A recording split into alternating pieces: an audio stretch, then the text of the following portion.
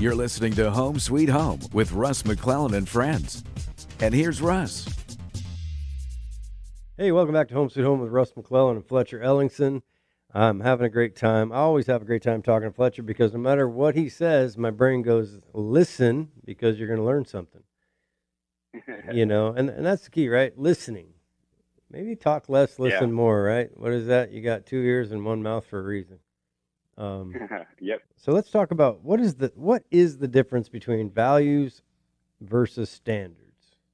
All right. Let's get into this. This is a good talk. So before we answer that question, let's talk about, let's make a quick list of what are some values that you have, Russ, and that other people have. What are some values? Treat people like you want to be treated. All right. So respect. We value respect, right? Yep. We value, what else? Family time. Courage. I value. I'm grateful. I think sometimes your values, and I look at it like being grateful for these things that I like. But I think this is important because I think part of this question is, do you really even ask yourself what values are? Don't lie, don't cheat, don't steal. Are those values? Are you? Yeah. So honesty is a value, right? Mm-hmm. Honesty. Not that I've always been honest. I mean, I remember. It's one of those things that you have the values, but are you always acting on them, right? Because I've made a lot of mistakes. So that's what we're going to get to. But we got all these values: work ethic. We value time. We value financial freedom. We value freedom. We value vacation time. We value being on time. We value being your word. We value collaboration, creativity. There's a lot of things we value, right? Mm-hmm. But what I want to say is this.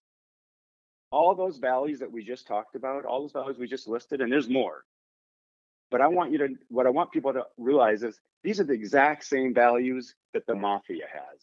The mob has the exact same values that I have. Do they value family? Absolutely. Do they value creativity? Absolutely. Do they value being on time? Yes. Do they value honesty? They sure do. Honesty amongst them, right? You see, we all have the exact same values. There are very few values that we don't share. So so people you will hear people frequently say, "I want to meet somebody that has the same values as me." Well, great. Now that is about everybody in the world. So you're going to have a good opportunity to really connect with somebody. And what people don't realize is that values, and here's where we get to what a value is just an indicator of a preference. A value is an indicator of a preference. I prefer honesty. I prefer family time. I prefer financial freedom. However, now we get to standards. And now the conversation gets interesting because the standards are what breathe life into the values. Because a lot of people say they value health and fitness, right? Right. And the same people saying that are also, you'll find people saying that who are also, not in a place of good health and fitness. They may be overeating, they may be smoking, they may be drinking too much, they may be taking too many drugs, whatever. Nothing, by the way, no judgment about that. But there's just this conflict between, I say I value health and fitness, but my lifestyle doesn't support the value. It's not in alignment with it. And so the standard then becomes the metric, if you will, of how if I'm living into that value. Right. Does that make sense? Yeah. So people that if they gain 2 pounds, their standards it's unacceptable. They go lose it. Yes, exactly. Exactly. And so their standards are just that way. Some people are like that with money, where they just gotta have it no matter what. I'm not going to spend. I'm just tight. I'm not going to do that. Never going to risk it. I'm not going to do that. And there's other people that go, let's go take the paycheck to the casino. I'm going to win. Right? There's a completely different level of standards. Right. And on all of those people value having money. They value financial freedom, but their actions really illustrate their standard. And a standard is what we're willing to settle for. So I might value health and fitness, but I'm willing to settle for a sedentary lifestyle, and I have which causes health problems, and I don't have any actual health to speak of. So the standard is what we're willing to settle for. Well, how do you determine? Well, first of all, is it true that since my standards are a certain way, that then I'll judge your standards as being the wrong way? Yeah. So frequently people will judge. We're quick to judge, right? And really, when we judge, the thing that it's highlighting is just our lack of compassion or understanding or kindness or insight. So it's usually a reflection of something that's missing in ourselves, or something we're deficient in. So that's always good to, like, when we find ourselves judging, really turn it back on us. Oh, what am I missing here? Oh, I'm missing understanding. I don't actually know what's going on for that person. Yeah, I see it in real estate a lot, where you'll kind of run into the bully mentality. And what I always teach and coach our brokers in our firm is, when you run across an agent on a deal that's on the other side of the transaction, and they're incredibly rude or aggressive, it's a kind of a bully mentality. And I said, well, often remember this, that the bully, whether it's on the schoolyard, playground, or in a business transaction, is often very insecure, and they're simply projecting, kind of overcompensating for that insecurity through an offense versus just being authentic. And they're actually pretty Right. scared, right? So it's funny how we might think, well, man, that person was a jerk. But if you reframe it in your mind and you're like, well, that person's actually going through maybe some challenges that I'm not aware of. And is that where your compassion comes in, when you start to think about judgment? Yeah, absolutely. So if we are always remembering people are doing the best they can with the tools that they have, that bully is doing the best they can with the tools they have. That may be that bullying people may be the thing that has actually served them well in their life, but it also is the thing that hinders them. But for us, when we find ourselves judging them, that's got to be the trigger for us to be like, oh, I'm judging him. Now this is an opportunity for me to surrender my judgment, because my judging that person actually is a hindrance to me. It's keeping me out of flow and creativity. So I'm going to surrender that thing which doesn't serve me. And then as soon as I surrender it, now there's space for something else to be there. And that's compassion. That is creativity. That's flow. That's being in the zone, right? There's something now available to me that wasn't before, because judgment was in the way.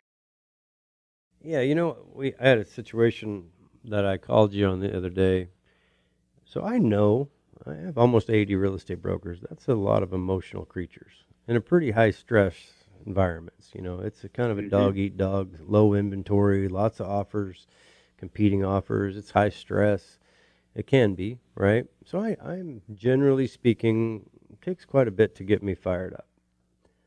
But the other day, I was with a real estate agent talking to me from the west side of the mountains, and I felt that person was directly and aggressively insulting my client, who is also my friend, who has gone through a very, very tough personal situation.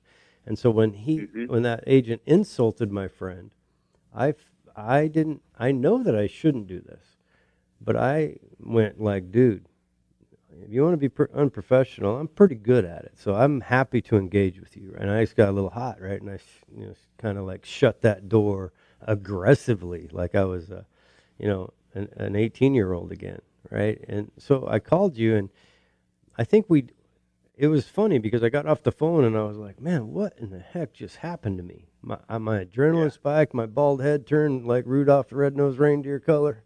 I was fired up. I was ready to go behind the woodshed with that guy. And it all happened instinctually. And I was just sitting there kind of dumbfounded about, have I not learned anything in 30 years? So what the heck happened to me? Yeah. So that was that difference we were just talking about a few minutes ago. Like, right, sometimes we know intellectually what to do, how it should happen, how it should go down. But our nervous system is also practiced at a way of operating. And so sometimes we're going to get triggered and our nervous system goes off because it's practiced at that. When A and B are in play, the nervous system says, hey, this is how we react. And on that call, A and B, or 1, 2, 3, whatever it was in play for you. It activated your nervous system. And that then can affect what we say, how we think, and the actions that we take. And so you got off that call and you were like, what the heck just happened? Have I not learned anything, right? So that was the experience. The fact is you have learned a lot. You've made massive progress. And it was evidenced by the very fact that you were aware of just how you had responded, and that how you were responded was not in alignment with your values, right? So you could feel that conflict. You felt that, and then you called me and explained it, right? And we were just like, oh yeah. So there was you just weren't in alignment, right? And this was a perfect opportunity to practice. And then you got off the phone with me, and then you said you called him and made good and cleaned it all up and had a powerful experience, right? Yeah, the deal closed. Yeah, the deal closed. So the guy he insulted got paid full price. That's all I know for sure. And that probably wouldn't happen if I wouldn't have eaten a little crow and got real humble real quick. So hey, when we come back in this last segment, I want to focus on, it's easy to say where we're at and that we want to change it. One of the things that's important, I think, is that it's not your fault where you're at. I think sometimes we beat ourselves up too much. So if you don't mind, let's talk about that and see where we go in the next segment. Be right back. Absolutely. Keller Williams.